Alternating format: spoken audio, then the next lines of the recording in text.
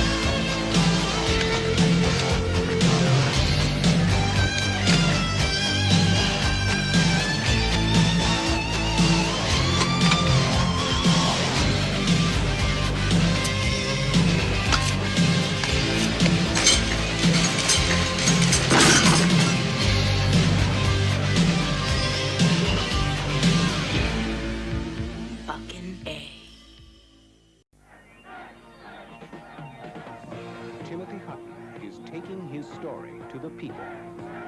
He asked the authorities for justice. You can't just walk in and see the mayor. Oh, Mr. Mayor! What about my brother? Hey, shut up! But they wouldn't listen. Turk is risking his life to make sure that this message is heard. Turn that TV on! I gotta have your ID now. Go get it. Now, they can't ignore him. He's bringing authority to its knees and the city to its feet. Timothy Hutton in Turk 182. Hey, this is Matt. Once again, we're about to another review, and this is another paid request, this time from Mr. Blockworld. Thank you so much for that. If anyone wants to request any type of reviews, topics, reactions, re-reviews, pretty much any type of videos, you just send a request either directly to my PayPal or join my Patreon.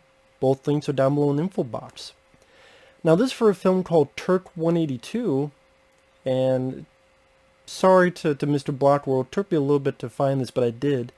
I'm glad, because this is a film directed by Bob Clark. This is actually after directing films like Porky's, Porky's 2. Bob Clark also directed the original Black Christmas, A Christmas Story, Rhinestone with Sylvester Stallone. Sadly, Bob Clark has passed away. Very tragically, him and his son were driving somewhere, and they got killed by a drunk driver, which is very sad to hear. This was quite a few years ago, but that still sucks. To put it bluntly, fucking sucks. But this one is, I would say, an uplifting story about a man fighting the system, wanting to get his voice heard, and while it may be deemed nowadays as, quote, cheesy, and you know how much I hate that word, or corny, or fantasy, fantastical, it wouldn't happen that way, and realistically, it's like, yeah, you got a point, but for escapism, in this time that we're in, it's a decent uplifting movie. It's a feel-good movie. And not too shabby to watch one of those, considering what is going on in the world. And it has a pretty good cast. You got Timothy Hutton. He's been in stuff like George Romero's film The Dark Half. Robert Urich, Kim Cattrall, who worked with Bob Clark on Porky's. Of course, Kim Cattrall, she was on later on the TV show Sex and the City. She was in Star Trek 6, Big Trouble in Little China, Split Second. You got Robert Culp. He was the guy who worked with Bill Cosby on I Spy. Darren McGavin, who worked with Bob Clark on Christmas Story. I remember him more from Cold Chat the Night Stalker. Peter Boyle from Young Frankenstein, Paul Sorvino, who I remember in films like The Stuff, as well as Money Talks. It's a pretty damn good cast. And the plot of the film is Robert Urich is his fireman. He's having fun with his younger brother Timothy Hutton. They're at a bar. Robert Urich's off duty, but finds out from a kid that there's a fire nearby. A child is in trouble. Even though he's a little bit drunk, he goes in because he wants to do the right thing. While he's in there, other firemen go in. They have a hose. They misjudge. Robert Urich has the kid. They both go out the window, but he takes the blunt of the hit, so the kid is safe, but he is fucked up and heavily injured. Now Sally, pension doesn't work, no workman's comp. He has to take these pills that make him feel funny. He doesn't like the way he feels. Things are going bad. So the younger brother, Timothy Hutton, he's like, I'm going to talk to the mayor. I got all these papers. They gave him the runaround. The mayor is played by Robert Culp. And the mayor is going through all this scandal because of this other guy. This other guy, which the character's name is Zimmerman. You get the idea. They don't really go into detail what it is, but you get the idea there was some kind of scandal. And Robert Culp's mayor, whose name is Tyler, he's trying to deflect the situation. Hey, that was him, not me. But at the same time, you know, there's a little bit of something going on. And Timothy Hutton tries to get his attention. But the mayor, like a lot of officials, they'll listen to part of the story. Oh, your brother was a drunk? Well, you know what? Maybe your brother shouldn't be a drunk. You know, being a dickhead. Like most politicians. And Timothy Hutton takes that, like, hey, my brother's not a drunk. He tried to save a girl, he's a fireman. And so things escalate. Until ultimately, Peter Boyle and this cop beats up Robert Urich and Timothy Hutton. They arrest Robert Urich for something Timothy Hutton did. And at one point, Robert Urich's character, you get the idea he tried to commit suicide. He's down in the hospital. He's all bandaged up. And that's the last straw for Timothy Hutton. He decides to do something. So what happens is he sees this graffiti that other people did that says, Zimmerman flew, Tyler knew. As in Zimmerman, the guy with the stand-up flew, he's away. He ran away. But the mayor, Tyler, he knew. He knew there's some bad shit going on. He's covering shit up. The mayor doesn't like this. So Timothy Hutton's like, okay, he doesn't like this. So he decides to take a little bit from his brother, meaning his brother's nickname is Turk. The number on his brother's fireman uniform is 182. So then he starts doing these graffiti artwork and other points of artwork, sometimes with lights, sometimes with banners. Like Zimmerman flew, Tyler knew, Turk 182. And he does it like on this graffiti-proof subway train and embarrasses the mayor. He does it on the scoreboard of the New York Giants game. And the fact that he's getting away with this is getting the audience, the crowds, more and more on Turk 182's side. Now, yeah, you can put in your logic brain and go, okay, could he really get away with this? Would he be that hard to catch? Would the crowd, would people in New York really give a shit about this? And I'm sure there's party that, well, the cynicism party is like, I don't know. But with the steepest ride that Bob Clark is taking us, and the performances, like Kim Cattrall is in it because she's a social worker trying to help Timothy Hutton. Timothy Hutton does fine. There's a part of me that kind of wonders what it would have been if there was someone else Because I don't mind Timothy Hutton. I wouldn't say he's one of my favorite actors, but he's fine in the part. I just wonder if you had someone like... I'm trying to think now. I'm drawing a blank now. Because I'm thinking of other people at the time, but then I'm like, well, then they would not have done this film, and I liked them in that film. Like you said, I mean, Timothy Hutton does fine, and how more and more audacious his pranks, his details, his message escalates, and the crowd's getting into it, and you have people on TV, most of them are for him. One guy's like, oh, someone should beat the shit out of that kid, and the mayor's like, all right. But then the guy goes, you know what, I'll beat the shit out of you, and he talks to his wife, and the mayor goes, oh. Like, parts like that were rather funny. You know, Kim Cattrall, she's sweet in the movie, but I like Kim Cattrall normally as an actress anyway. And there's a fun bit where she finds out who he is. And instead of being a bitch, instead of being... I was rather surprised. Because usually in that type of... in a flick... Oh, how could you do this? No, she's actually very supportive. And in fact, when Timothy Hutton comes home, she puts these signs up. And then she goes, hey, follow the yellow brick road. And it gets to a door, and the door says Oz. And when he opens it, she's like making fun of him in a good, gracious way. I thought, okay, that was kind of sweet. That was kind of fun and refreshing. There's another guy that Timothy Hutton gets help who deals with computers. I forget this actor's name, but this guy's very New York. He gives the York in New York. Now, you're very New York. Like, one of the most New York people I've ever seen in my fucking life. Like, more New York than that, this computer guy. So, it may be over the top, but it was kind of a fun guy. Just, how fucking New York I am, Mamma Mia. He literally does say, Mamma Mia at one point. No fucking... he doesn't curse, but I'm just...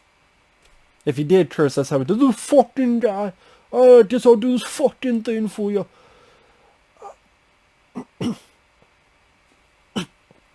Peter Boyle is the cop who's definitely the more asshole cop of it.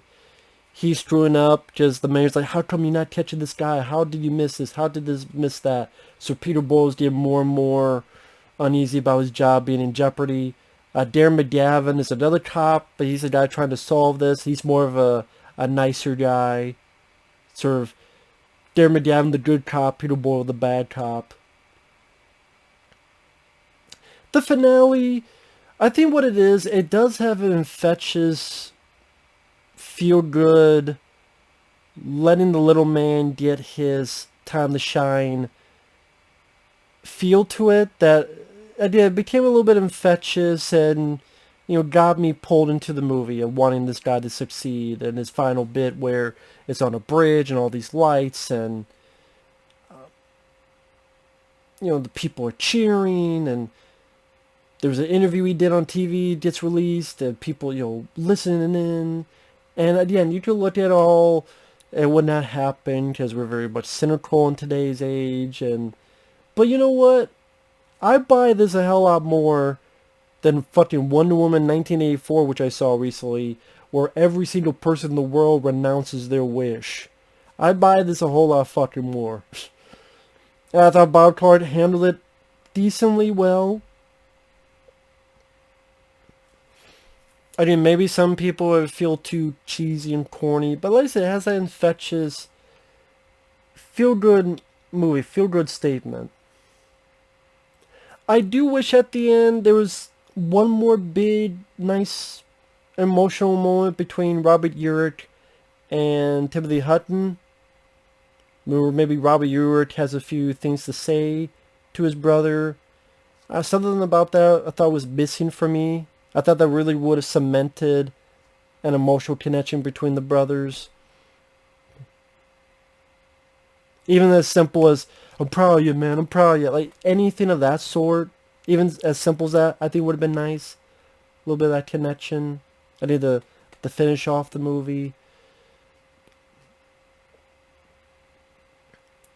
I like Darren McGavin. I wish Darren McGavin was in it more. But again, I'm a McGavin fan.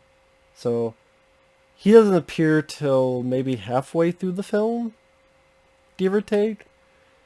I think Timothy Hutton did fine. It just, for some reason...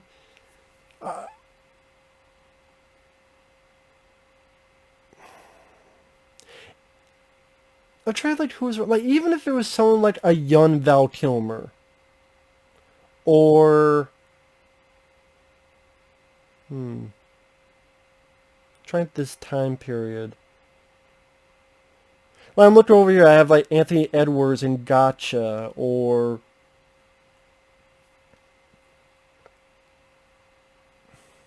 I don't know. I'm trying to think like who else. I have to look.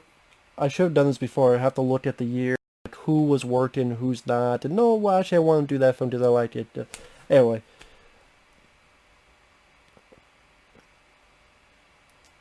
I guess with Timothy Hutton, he was fine in the lead role, but I wanted something with a bit more memorable quality to his performance. Like, his performance is fine, but something that would have brought the performance a bit more to that top of, wow, what a strong, lead for, like... Okay, imagine you get a grade for your paper, and you get a B+. A B+ is good. But you wish for that a little more something that would get an A, and I can't quite put my finger on what it is about Timothy Hutton. I think he's fine, but just something more about him, whether with his performance or whether with a different actor. I think I would like it even more. But as is, I liked it fine. There were times that Robert Urich, as the older brother, I thought, maybe you could have gotten a bit more as to why he wants to commit suicide and why he's so downtrodden. Because all we get is sort of this little conversation about how these pills are making him feel funny. But I don't know if I really get that big emotional, like, why do you want to commit suicide? Why are you so... Maybe there were scenes Robert Urich where he's trying to do something, he's fumbling even more so, and maybe he's having a nightmare, or like just really showing scenes of his pain being so overcoming that he just wants it to stop. Like maybe a bit more build-up of those scenes. When it gets to the bit to the third act where Robert Urich hints when he gets out of the hospital he's going to kill himself, I'm like, why, you piece of shit? That's not something you want to say to someone who's going to commit suicide, but I'm just saying, what the fuck? Like, why? It's like, I didn't give me a little bit more, I didn't scenes of him being very, showing that downward spiral a bit more, or the even more that pain, and I just didn't think there was enough of that to qualify for that character to want to commit suicide. I'm like, what the fuck? Like I said, there's certain moments here and there that would have been a bit more, either with the script wise, maybe that's what it is. But with that said, again, it's not a bad movie at all. If you like feel-good films that make you smile at the end, and the cast, like Tim Cattrall and Robert Culp and Darren McGavin, people, they really elevate the picture. They really, truly do. And like I said, despite what I say about Timothy Hutton, he does do a fine job. He does. I'm not saying he did a bad job at all. And, you know what, a feel-good movie, like I said before, not too shabby of a thing to have in this day and age. So, if you're willing to, like I said, go into the fact that it's not going to be a perhaps 100% realistic movie, but, with each tad that he does of his message of Turk 182, and more people seem to be gung-ho and won over by this, you know, it's nice to see, you know, the common little man. Because I think that's what a lot of us, we can understand that. We can understand that situation where we want to be heard too. We're just a guy in the crowd. We like to do something to finally be heard. And I think that bit of relatability helps with the picture. While I think there's some improvements that could be made, that overall helps with that enjoyment. And I don't know if this has a Blu-ray release or any of what it has physical release wise. But it does have, you know, there's a few people about it and they feel the same way where, you know, it's a decent feel-good movie. So, with that said, thanks for watching. Take care. We'll see you guys later. Bye-bye.